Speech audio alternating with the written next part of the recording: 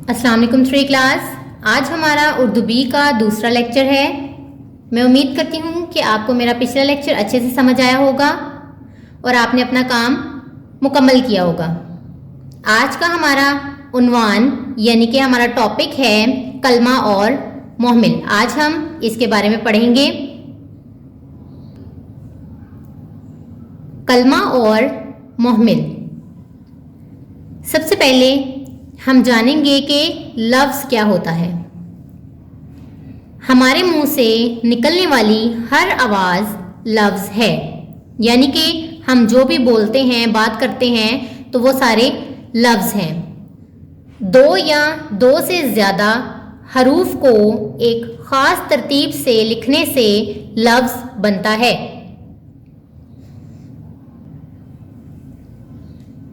अब हम पढ़ेंगे कलमा क्या होता है। जिन अल्फाज के कोई मायनी हो इन्हें कलमा कहते हैं। अगला सवाल है, मोहमिल क्या होता है। जिन अल्फाज के कोई मायनी ना हो इन्हें मोहमिल कहते हैं।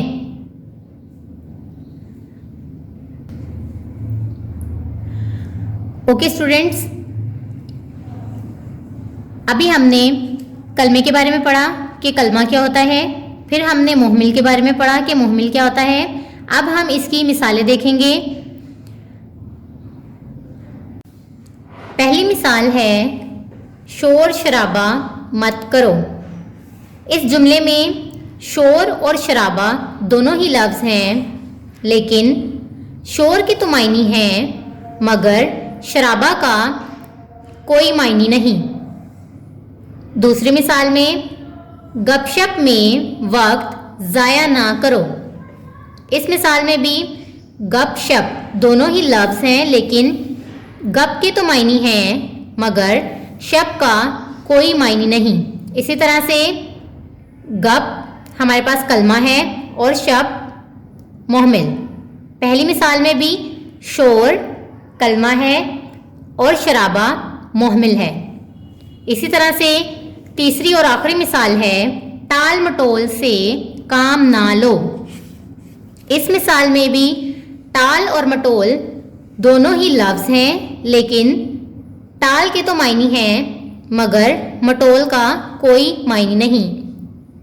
इसलिए टाल कलमा है और मटोल मोहमिल है।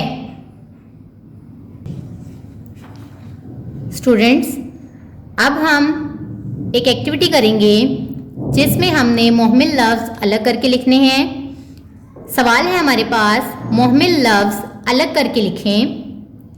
स्टूडेंट्स, अभी मैंने आपको एक्सप्लेन किया था मोहमिल के बारे में कि मोहमिल ऐसे लफ्ज़ होते हैं जिनके कोई मायनी ना हो। अब हम नीचे दिए गए जुमलों को पढ़ेंगे और उसमें से मोहमिल लफ्ज़ अंडरलाइन करके आगे ब्लैंक में लिखेंगे। पॉइंट नंबर 1 है, गरीब आदमी मांग तांग कर गुजारा करता है।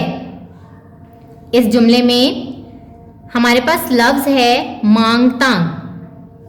अभी मैंने आपको बताया कलमा वो अल्फाज होते हैं जिनके कोई मायनी हो और मोहमिल वो ऐसे अल्फाज होते हैं जिनके कोई मायनी ना हो। इसलिए मांग तांग में जो लफ्ज़ तांग है उसके कोई मायनी नहीं है, तो हम उसको अंडरलाइन करके यहाँ पर आगे ब्लैंक में लिखेंगे, बिल्कुल ऐसे ही जैसे मैंने यहाँ पर राइट किया है।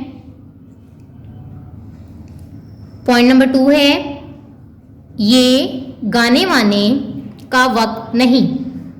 अब इसमें भी लफ्ज़ वाने, इसका कोई मायनी नहीं है, तो ये हमारे पास मोहमिल है। इसको अंडरलाइन करें और आगे दी गई ब्लैंक में लिखें। इसी तरह से पॉइंट नंबर 3 है, रोटी वोटी तो खा लो। इस जुमले में लफ्ज़ वोटी, इसका कोई मायने नहीं है, इसको अंडरलाइन करें और ब्लैंक में लिखें।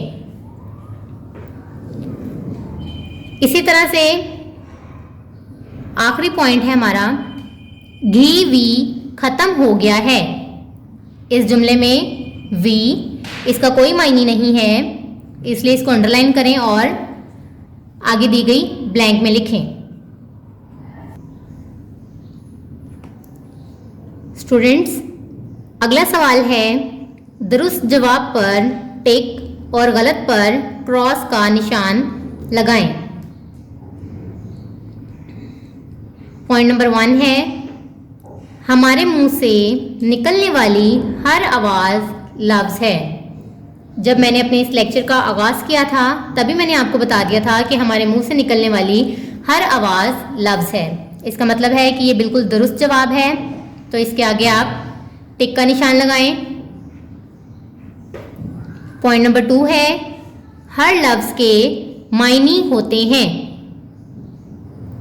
तो ये गलत जवाब है, क्योंकि मैंने आपको बताया है कि वो अल्फाज जिनके मायने हों उन्हें कलमा कहते हैं और ऐसे अल्फाज जिनके मायने ना हों उन्हें मुहमिल कहते हैं। इसका मतलब है कि कुछ अल्फाज ऐसे होते हैं जिनके मायने होते हैं और कुछ अल्फाज ऐसे होते हैं जिनके मायने नहीं होते, तो ये जवाब हमारा गलत है। इसके आगे क्रॉस का निशान लगाएं। इसी तरह से पॉइंट नंबर 3 है मुहमिल कलमे के बगैर नहीं लिखा जाता। ये भी जवाब आपका बिल्कुल दुरुस्त है। इसके आगे भी टिक का निशान लगाएं।